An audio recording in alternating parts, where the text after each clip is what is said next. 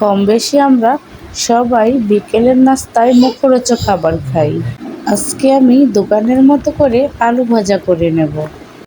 লবণ মরিচ দিয়ে আমি আলুগুলোকে ভালো করে মাখিয়ে নেব। মাখানো হয়ে গেলে আমি গরম তেলে আলুগুলো ভালো করে লাল লাল করে ভেজে নেব।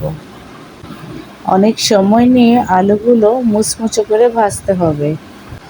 এই আলু ভাজাটা আমার অনেক পছন্দ। বাহির থেকে কিনে না খেয়ে নিজে ঘরে বানিয়ে খেলেই তোমরা সবাই বাড়িতে এভাবে আলু ভেজে খেতে পারো। আলুগুলো আমি মুচমুচে করে একদম লাল করে ভেজে নিয়েছি। ভিতরে একটু নরম ছিল আর উপরে একদম মুচমুচে ছিল।